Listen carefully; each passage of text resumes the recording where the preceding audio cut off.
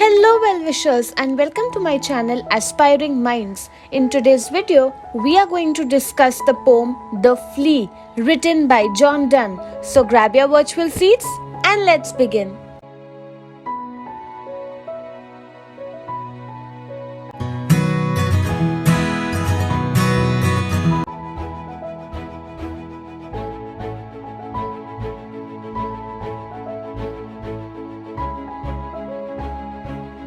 John Donne, as an English poet, is significantly known for his contributions to the metaphysical poetry. He is one of the most influential poets who belong to the early 17th century. His works often explore complex themes and ideas related to love, religion, and human experience. Now, before we proceed in understanding the meaning of the poem, let us see what is a flea. It is a small wingless insect known for its ability to jump great distances because of its size. Now, fleas are actually external parasites that feed on the blood of mammals and birds. While the word flea typically brings to mind the common flea that is found in our houses and also on our pets like the cats and dogs, in the poem, the flea becomes a symbolic representation of the physical union between lovers.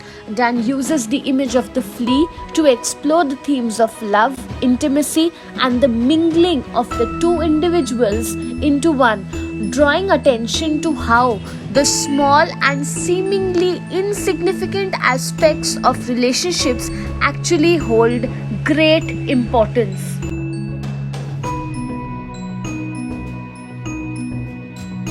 The central message of the flea revolves around the theme of love and the physical union between lovers. John Donne uses the image of a flea, a common minor insect, to show how the mingling of their blood in the insect mirrors the act of sexual intimacy. The poem challenges traditional ideas about morality, suggesting that physical union is innocent and does not carry the weight of sin or shame.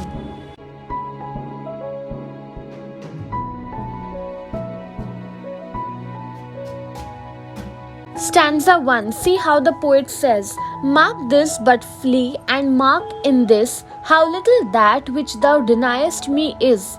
It sucked me first, and now sucks thee, and in this flea our two bloods mingled be.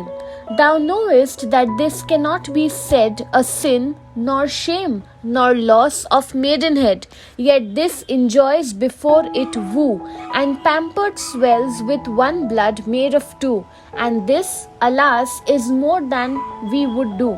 So here the speaker asks his beloved to observe a flea and consider how insignificant the act of denying him is in comparison. The flea has first bitten the lover, and now when it bites the beloved, what will happen? The blood of both the lovers will get mingled in the body of the flea. The speaker argues that this mixing or mingling of blood is not a sin, shame, or loss of virginity. The flea, having already enjoyed their blood, has combined it into one, which is more than they have done. So basically we see over here there is a very exaggerated notion of love, and that is typical of metaphysical poets, how the lovers and their blood meets in the body of the flea.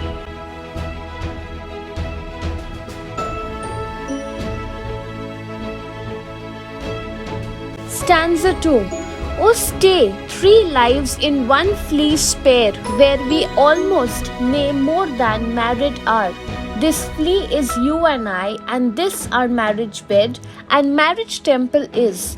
Though parents grudge, and you, we're met and cloistered in these living walls of jet.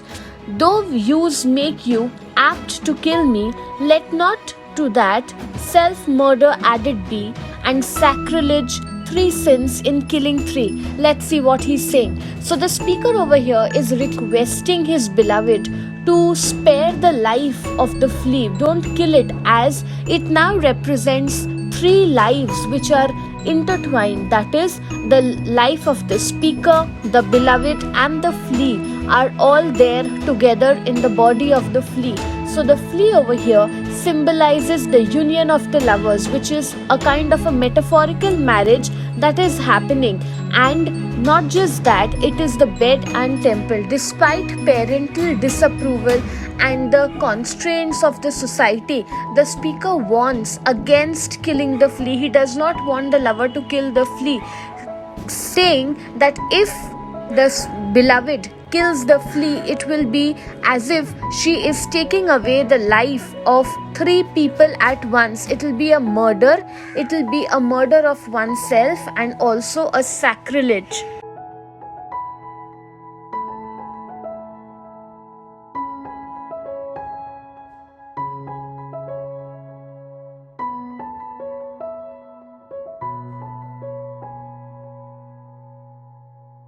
Stanza 3.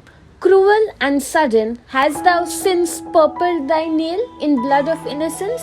Wherein could this flea guilty be, except in that drop which it sucked from thee?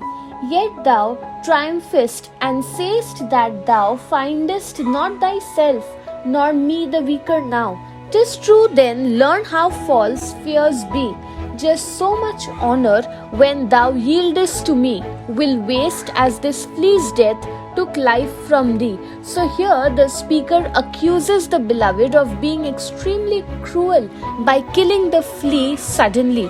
He questions the guilt of the flea. What was the fault of the flea? Suggesting that the only fault of the flea was that it was carrying a drop of blood that it had taken from the beloved. Despite the death of the flea, the beloved claims that there is a sense of victory and asserts that neither of them have actually been affected by this death of the flea. So the speaker over here counters, saying that just as the flea's death took life from the beloved, yielding to the speaker will cost her some honor. Now there are 3 major themes that are explored in the poem. First is love and intimacy. The poem explores the theme of love and physical intimacy using the metaphor or the example of a flea to represent how it is almost okay for the mixing or mingling of the lover's blood within the body of the flea. Secondly, it challenges the conventions, the traditional notions of society by suggesting that the physical act of love is innocent and should not be associated with sin or shame. And lastly, the poem is making an apt use of metaphysical conceit typically seen in metaphysical poems. The video on metaphysical poetry is already live on my channel. You can go and see over there. The use of a flea as a conceit reflects Donne's metaphysical style, where he employs the elaborate metaphor to explore a complex idea over here.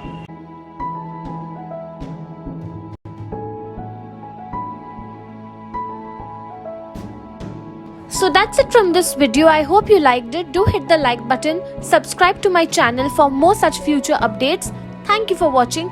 Bye.